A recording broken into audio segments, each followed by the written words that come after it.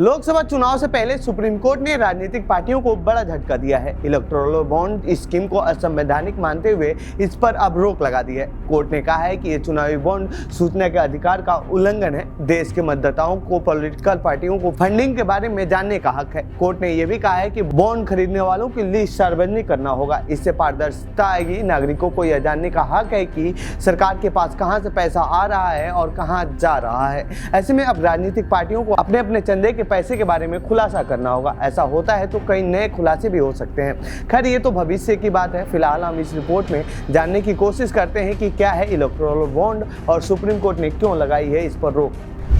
क्या होता है इलेक्टोरल बॉन्ड?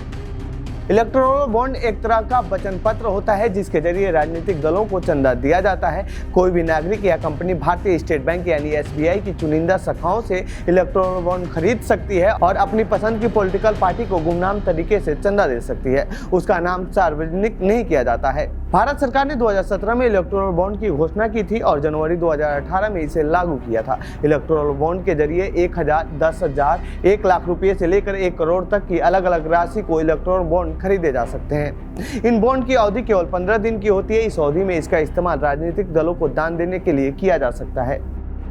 इसके जरिए सिर्फ उन्हीं पार्टियों को चंदा दिया जा सकता है जिसे चुनाव आयोग की ओर से मान्यता मिली हो और उन पार्टियों के पास विधानसभा या लोकसभा चुनाव में डाले गए मतों का न्यूनतम 1% वोट हो। क्यों लागू किया गया था इलेक्टोरल बॉन्ड?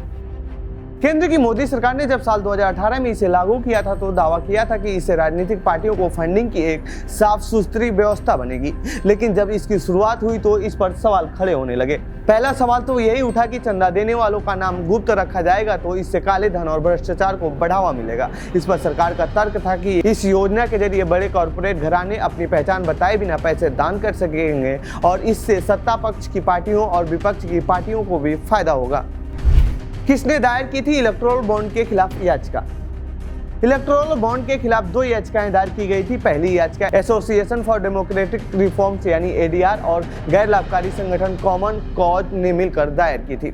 दूसरी याचिका भारतीय कम्युनिस्ट पार्टी यानी मार्क्सवादी ने दायर की थी। दायर किए गए इन याचिकाओं में कहा गया था कि भारत और विदेशी कंपनियों के जरिए मिलने वाला चंदा गुमनाम फंडिंग है।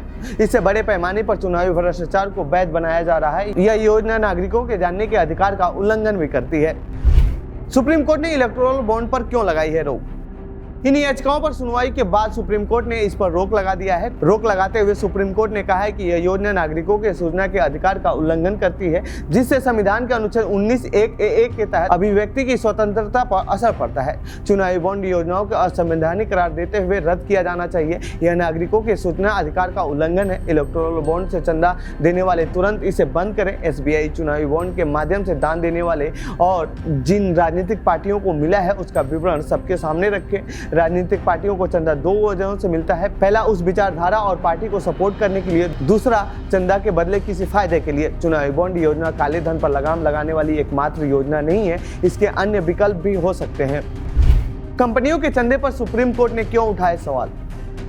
सुप्रीम कोर्ट ने इलेक्टोरल बॉन्ड पर तीखी टिप्पणी करते हुए कहा है कि राजनीतिक पार्टियों को चंदा सिर्फ राजनीति में बदलाव के लिए ही नहीं किए जाते हैं।